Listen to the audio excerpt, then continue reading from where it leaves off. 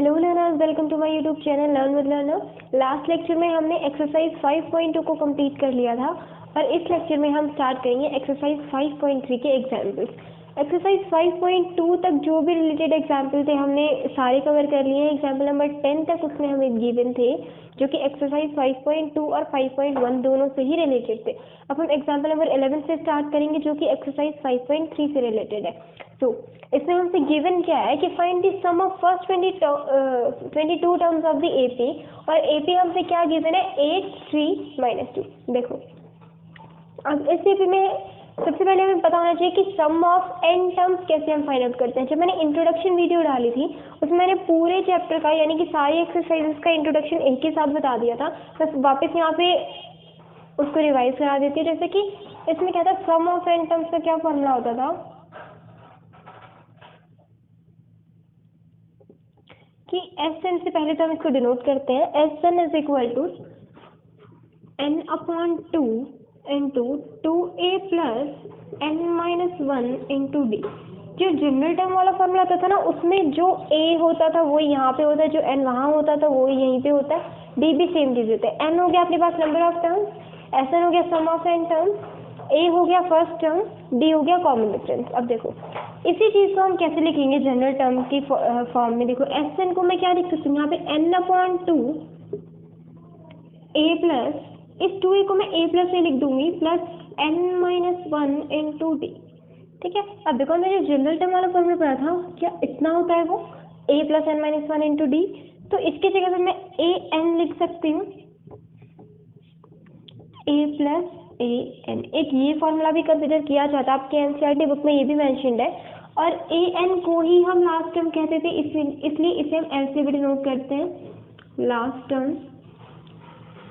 और इसीलिए इस फॉर्मूला को कई बार लिख दिया जाता है n upon 2 into a plus n। अब इसी फॉर्मूला पे बेस्ड ये क्वेश्चन हमें गिवन है, हम इसको करते हैं रब और फिर करेंगे इसको सोल्यूशन। देखो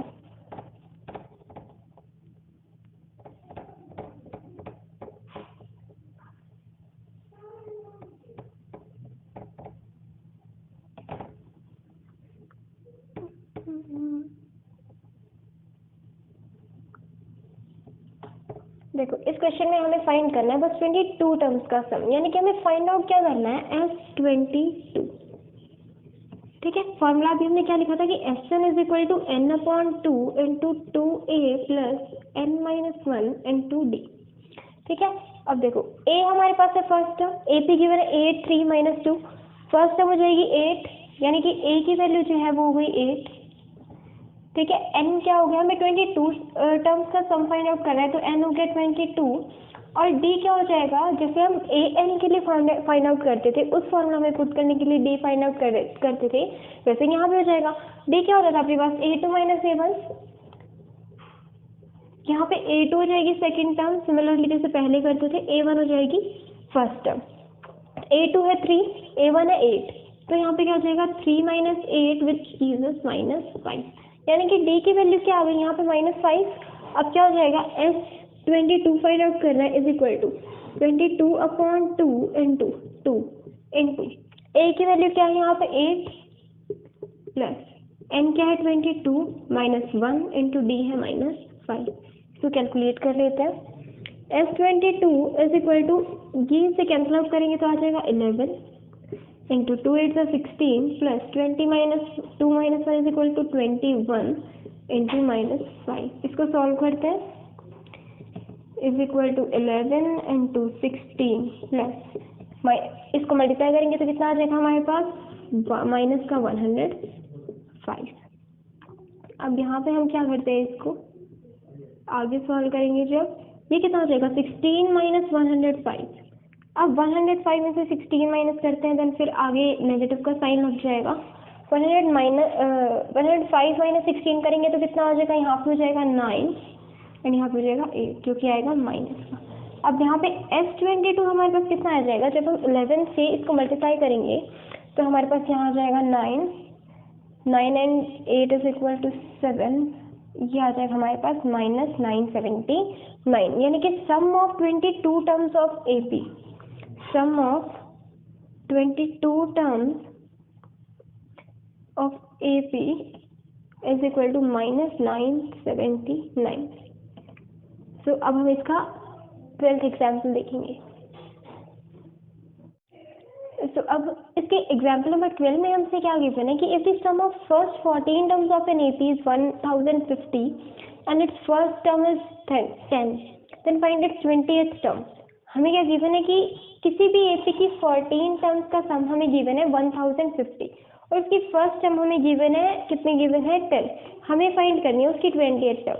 अब देखो 28 टर्म फाइंड आउट करने के लिए हमें सिंपली क्या चाहिए, ए की वैल्यू चाहिए और डी की वैल्यू चाहिए। जैसे हमने किया था एक्सरसाइज 5.2 के क्वेश्चन में, हमारे पास 2 इक्वेशंस बन जाती थी, वहाँ से हम सिर्फ ए और डी की वैल्यू को फाइंड आउट करते थे और इसलिए जो भी हमारी मिसिंग टर्म्स होती थी हमें सारी मिल जाती थी। यहाँ भी हम जो भी इन्फॉर्मेशन गिवन है वहाँ से ए और डी की वैल्यू सिर्फ फाइंड आउट करेंगे और हमें A20 की वैल्यू इजीली मिल जाएगी।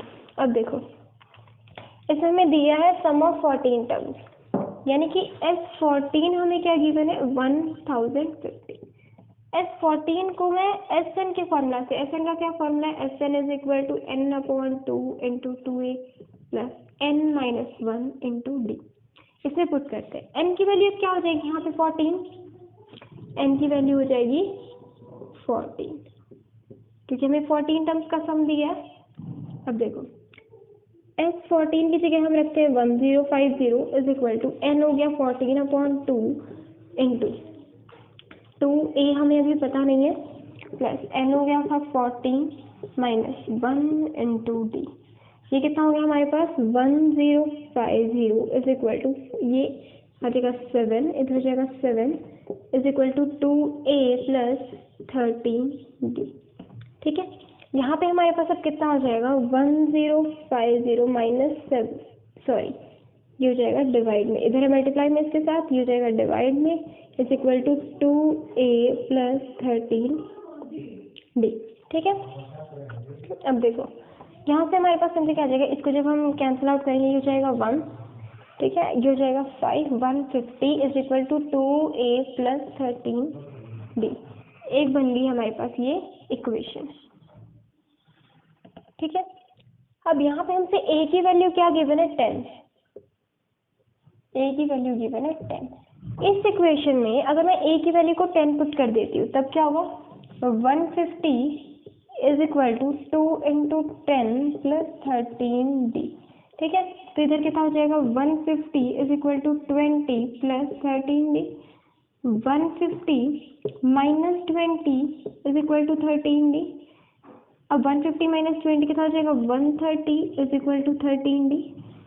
130 ये 13d के मल्टीप्लाई में है, इधर आके डिवाइड हो जाएगा इक्वल टू डी, ये कैंसिल आउट होगा 13 से 10 का, यानी कि d की हमारे पास वैल्यू आ गई 10। d की हमारे पास वैल्यू आई 10, a की हमें वैल्यू गिवन थी 10, हमें निकालना क्या है A20। A20 को हम जनरल टर्म वाले फॉर्मूला से लिख सकते हैं a प्लस 19d। a की वैल्यू है 10 प्लस 19 इंटू डी की वैल्यू है 10, 10 प्लस 190 हो जाएगा 19 इंटू 10 इज इक्वल टू 200, यानी कि A20 जो है वो कितनी हो जाएगी हमारे पास 200। हमें ये निकालना था ना 20th टर्म हमें फाइंड आउट करनी थी जो आई हमारे पास 200। अब हम देखेंगे इसका 13th एग्जाम्पल। तो इसके एग्जाम्पल नंबर 13 में हमसे क्या गिवन है कि how many term of the AP given है 24, 21, 18 and so on must be taken so that there sum is 78। इसमें हमसे गिवन क्या है कि जो गिवन AP है उसमें कितने टर्म्स हम लें कि हमारे पास सम जो है वो 78 आ जाए। इसका मतलब जो n की वैल्यू है वो हमें गिवन है 78, जो a हो जाएगा यानी कि फर्स्ट टर्म वो क्या हो जाएगी 24, n की वैल्यू हमें फाइंड आउट करनी है। b कितना हो जाएगा a2 माइनस a1 जो कि किसके इक्वल है 21, जो कि a2 है माइनस 24, a1 हो गया, ये किसके इक्वल आएगा -3 के। अब देखो Sn वाला फॉर्मूला हमें पता है Sn is equal to n/2 into 2a plus n-1 into d। ठीक है, अब देखो n की वैल्यू में फाइंड आउट करनी है, a गिवन है d गिवन है। देखो Sn is equal to Sn b हमें गिवन है, Sn की जगह हम पुट कर लेते 78 is equal to n/2 into 2, a की वैल्यू हमें क्या गिवन है 24 plus n minus 1 into D हमारे पास है -3, ठीक है। 78 ये 2 इधर ले आता है into 2 is equal to n into 2 into 24 is equal to 48 plus इस -3 के अगर अंदर इंटू करेंगे तो हो जाएगा -3 प्लस -3n प्लस 3, ठीक है। ये कितना हो जाएगा 156, 78 into 2 is equal to 156 is equal to n into 48 minus 3n plus 3 हो गया यहाँ पे, ठीक है। यानी कि 156 is equal to n into 48 plus 3 अगर हम करेंगे हो जाएगा 51 माइनस 3n, यहाँ पे ये बचेगा। अब हम क्या करते हैं, n के अंदर मल्टीप्लिकेशन कराते, कितना हो जाएगा 51n माइनस 3n स्क्वायर। यहाँ से हमारे पास ना एक क्वाड्रेटिक इक्वेशन बन जाएगी। हम 51n और माइनस 3n स्क्वायर को लेफ्ट हैंड साइड में लेके आते हैं, ठीक है। तो यहाँ से जो माइनस का 3n स्क्वायर है यहाँ पे आगे प्लस का 3n स्क्वायर हो जाएगा। जो प्लस का 51n है यहाँ के माइनस का 51n हो जाएगा। 156 यहाँ पे पहले से ही है तो ये प्लस का 156 यहाँ पे रहेगा इज इक्वल टू 0। ये बन गई हमारे पास एक क्वाड्रेटिक इक्वेशन। हम क्या करते हैं, यहाँ से 3 कॉमन ले लेते हैं। यहाँ से जब 3 कॉमन लेंगे तो हमारे पास बचेगा n square minus 17n plus 52 is equal to 0।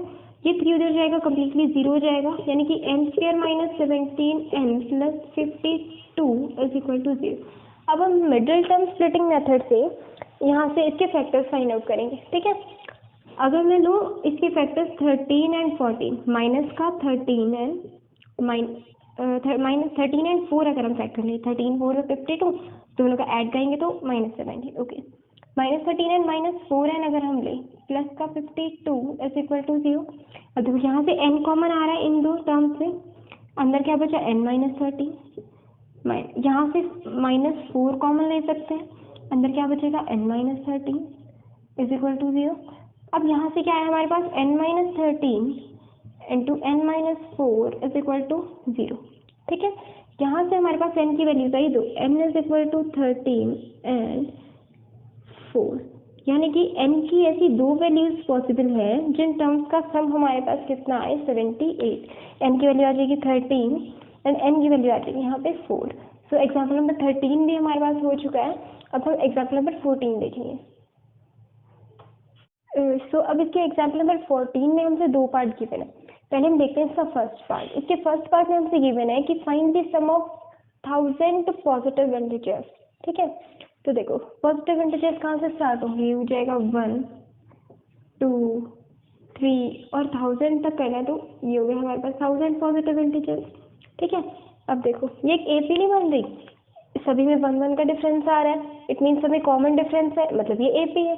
हम यहाँ पे सम ऑफ एन टर्म्स वाला फॉर्मूला यूज कर सकते हैं। हमारे पास 2 फॉर्मूला मैंने बताए थे स्टार्टिंग की वीडियो में। S N is equal to n upon 2 हो गया था into 2a plus n minus 1 into D, या फिर S N is equal to n upon 2 into a plus n, यानी कि लास्ट टर्म। अब देखो हमारे पास क्या क्या इनमें गिवन है, 1000 पॉजिटिव इंटीजर्स का निकालना, यानी कि n की वैल्यू हो गई हमारे पास 1000, a हो गया यानी कि फर्स्ट टर्म हो गई 1, कॉमन डिफरेंस सब में 1 होगा, 2 माइनस 1 1, 3 माइनस 2 1, 1000 माइनस 999 1, हर जगह 1 होगा, कॉमन डिफरेंस भी हो गया 1, ठीक है। और a n या फिर l लास्ट टर्म अगर हम देखें तो 1000, तो हम दोनों में से कोई भी फॉर्मूला यूज कर सकते हैं। देखो एस एन हमें निकालना है, एस 1000, एन की वैल्यू हो गई 1000, ए की वैल्यू हो गई 1, एन की वैल्यू हो गई 1000, डी की वैल्यू हो गई 1, ठीक है। एन में भी एस 1000 हमें निकालना है, एन की वैल्यू हो गई 1000, ए की वैल्यू हो गई 1, एल की वैल्यू हो गई 1000। हम यूज करते हैं ये सेकेंड वाला फॉर्मूला। देखो एस 1000 हमें निकालना है इज इक्वल टू एन की वैल्यू हो गई 1000 अपॉन 2 इंटू ए हो गया 1 प्लस एन हो गया 1000, ठीक है। यहाँ से क्या हो गया एस 1000 इज इक्वल टू, ये तो कैंसिल आउट होकर कितना हो जाएगा 500 इंटू ये कितना हो गया हमारे पास 1001। इसके जब हम मल्टीप्लाई करेंगे तो हमारे पास कितना आएगा, ठीक है, ये हो जाएगा 5005, ठीक है। इतना आ जाएगा हमारे पास पहले 1000 पॉजिटिव इंटीजर्स का सम। तो ये हो गया हमारे पास एग्जाम्पल नंबर 14 का फर्स्ट पार्ट। अब हम देखेंगे इसका सेकेंड पार्ट। तो इसके 14th एग्जाम्पल के सेकंड पार्ट में हमसे पूछा, जैसे लास्ट पार्ट में हमसे पूछा था कि फर्स्ट 1000 पॉजिटिव इंटीजर्स का सम बताना था, तो हमने सेम एसएन वाले फॉर्मूला से फाइंड आउट कर दिया। अब इन्होंने हमसे कहा कि फर्स्ट n पॉजिटिव इंटीजर्स का सम फाइंड आउट करो। यहाँ पे n की वैल्यू क्या आ जाएगी, n, ठीक है। अब देखो इसमें इस सेम एपी बन जाएगी, हमें पॉजिटिव इंटीजर्स का सम बताना है, तो एपी बन जाएगी 1 2 3। अब यहाँ से जाएंगे n टर्म्स तक, ठीक है। अब देखो एस एन का फॉर्मूला हमारे पास क्या है, S N is equal to n upon 2 into 2a plus n minus 1 into D, ठीक है। या फिर S N is equal to n upon 2 into a plus n, ठीक है। इस a पे से हम सबकी वैल्यू फाइंड आउट करते हैं। देखो एस एन तो हमें फाइंड आउट करना है, n की वैल्यू हो गई n, ठीक है। a की वैल्यू हो गई 1, common difference 2 minus 1 1, 3 minus 2 1, n minus 1। देखो इससे पहले वाली टर्म कौन सी, विशेष टर्म, यानी कि n माइनस 1। यहाँ से करेंगे n माइनस 1, कॉमन डिफरेंस के लिए यही करेंगे ना। देखिए हो जाएगा n minus n plus 1, cut जाएगा, कॉमन डिफरेंस आएगा 1, ठीक है। तो d हमारे पास रहने वाला है 1, ठीक है। और क्या रह गया, l, यानी कि लास्ट टर्म क्या हो गई हमारे पास, n, ठीक है। अब देखो इन दोनों में से ना हम कोई भी फॉर्मूला यूज कर सकते हैं। यहाँ पे करो, ये वाला कर लेते हैं, इस पर लास्ट पार्ट में हमने वो वाला किया था, इस पर ये वाला कर लेते हैं। S N is equal to N की जगह n into upon 2 into 2 a की जगह 1 प्लस n माइनस 1 डी है 1, ठीक है। S N is equal to n upon 2 2 into 1 2 plus n minus 1 into 1 is equal to n minus 1, यानी कि S N is equal to n upon 2 into 2 plus n minus 1।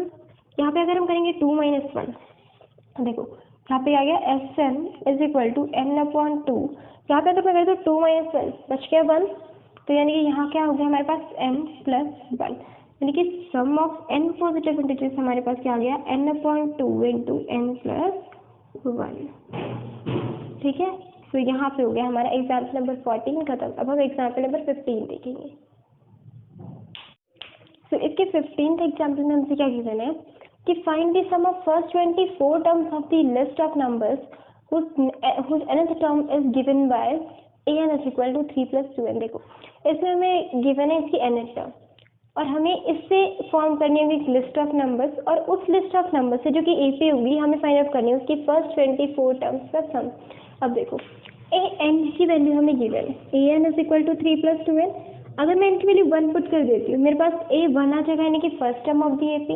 A 2 put कर देती हूँ, मेरे पास ए 2 आ जाएगा यानी कि second term of the AP. देखो यहाँ पे पुट करो n इज इक्वल टू 1, यानी कि A 1 is equal to 3 plus 2 into 1 which gives us 3 plus 2 is equal to 5, यानी कि ए 1 इज इक्वल टू 5। ऐसे ही ए 2 की फाइंड आउट करनी है, यहाँ पे पुट कर देंगे n की जगह पे 2 into 2 is equal to 3 plus 2 to the 4 is equal to 7।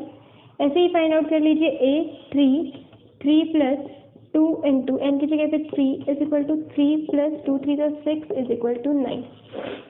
तो ऐसे ही सो ऑन चलता रहेगा, ए एन आ जाएगा, और ए एन तो हमें गिवन ही है ए प्लस 2n, ठीक है।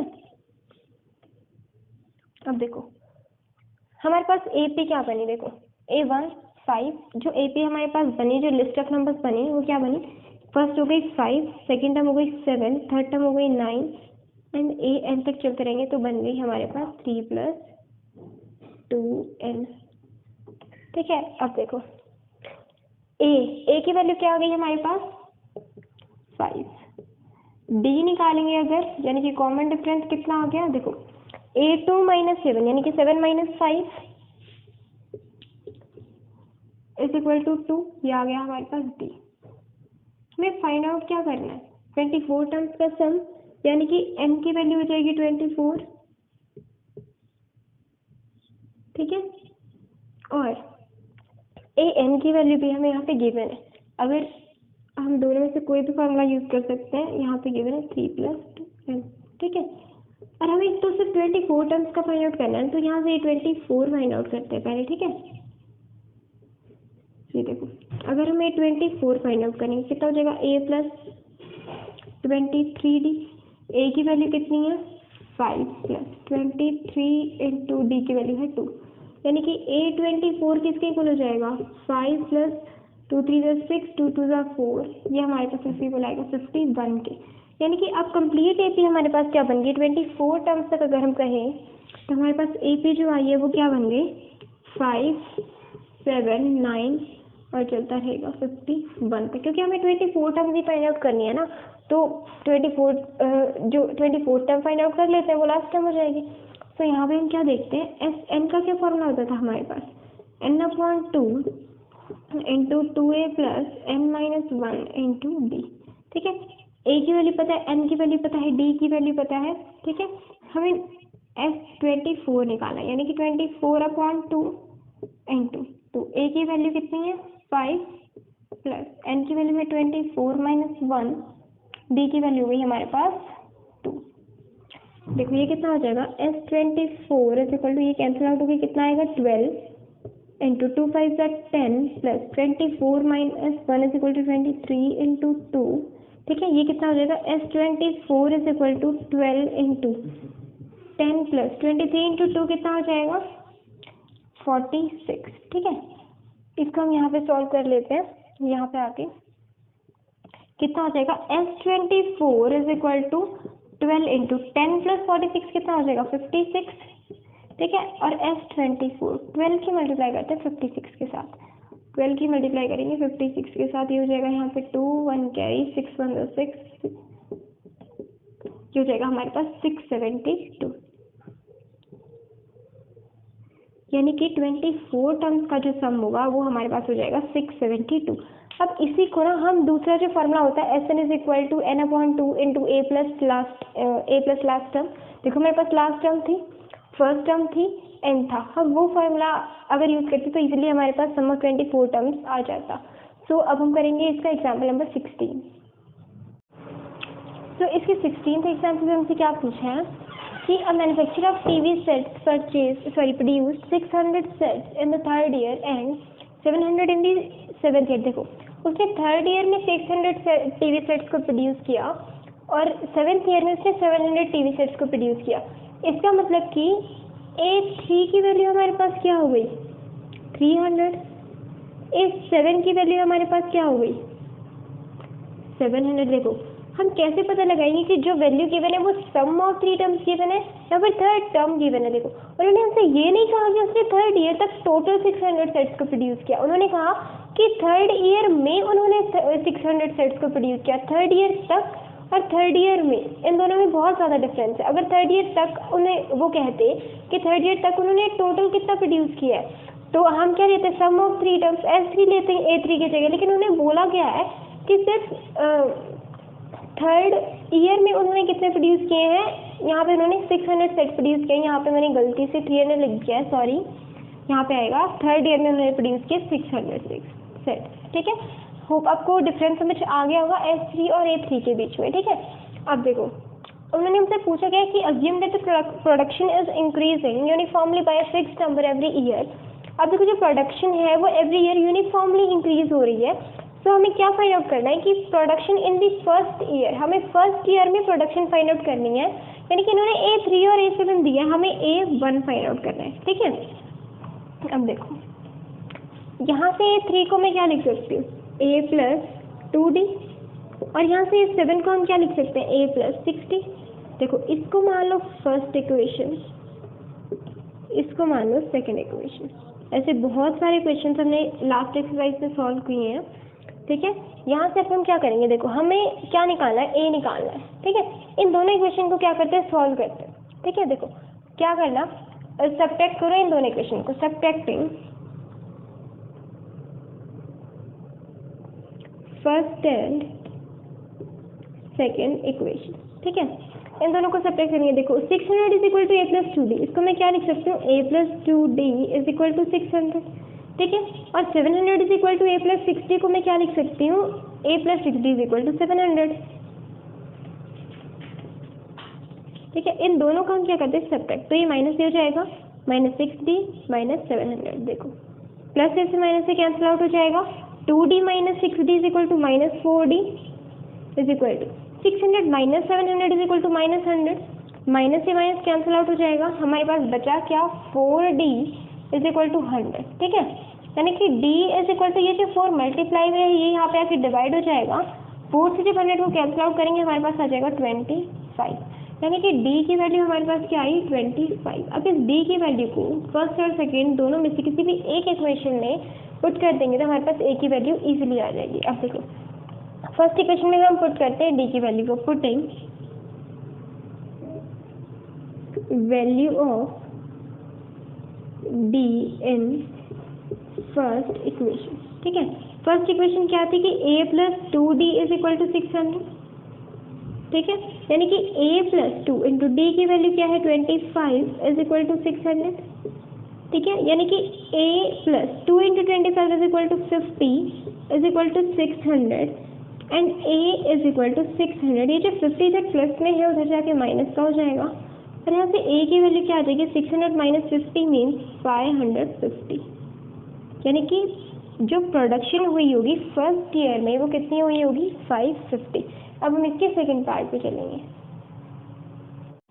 सब एग्जाम्पल नंबर 16 के सेकंड पार्ट में हमसे क्या गिवन है, लास्ट पार्ट में हमें निकालनी थी कि फर्स्ट ईयर में जितनी प्रोडक्शन हुई, अब सेकंड पार्ट में हमें निकालनी है कि 10th ईयर में कितनी प्रोडक्शन हुई। इन्होंने हमसे ये नहीं कहा कि 10th ईयर तक कितनी प्रोडक्शन हुई।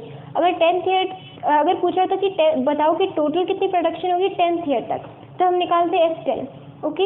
अब हमसे क्या पूछा है कि find the production in the 10th year. हमें सिर्फ इतना बताना है जो 10th ईयर आया उसमें कितनी प्रोडक्शन होगी, ये नहीं बताना है कि 10th ईयर तक कितनी प्रोडक्शन हुई होगी। यानी कि अब हमें फाइंड आउट क्या करना है, A10 फाइंड आउट करना है, S10 नहीं फाइंड आउट करना है। A10 फाइंड आउट करना है, हम इसे डायरेक्टली क्या लिख सकते हैं A प्लस 9D। और इसी की लास्ट पार्ट में हमने A और D की वैल्यू को कैलकुलेट किया था। A की वैल्यू आई थी 550, D की वैल्यू आई थी 25। यहाँ पे पुट कर देते हैं, A10 कितना हो जाएगा, A की वैल्यू है 550 प्लस 9 इंटू डी कितना है 25, A10 is equal to 550 plus 9 into 25 करेंगे तो 9 4 क्या ही 9 2 18 एंड दिस इज 225, ठीक है। A10 कितना हो जाएगा हमारे पास, इन दोनों को ऐड करेंगे तो ये कितना हो जाएगा 577, यानी कि 10th ईयर में जो प्रोडक्शन होगी वो हमारी कितनी हो जाएगी 775 सेट्स वो टीवी के प्रोड्यूस कर लेंगे उस टाइम पे। तो अब हम देखेंगे इसका थर्ड पार्ट। अब देखो इसके थर्ड पार्ट में हमसे क्या पूछा है, ये हो जाएगा हमारे पास थर्ड पार्ट। इसके थर्ड पार्ट में हमसे पूछा है the total production in first 7 years. अब ये थोड़ा डिफरेंट क्वेश्चन है। फर्स्ट पार्ट में हमसे क्या पूछा, the production in first year, A10 निकालना था। सेकेंड पार्ट में हमसे क्या पूछा था, प्रोडक्शन इन 10th ईयर, उसमें हमें A10 निकालना था।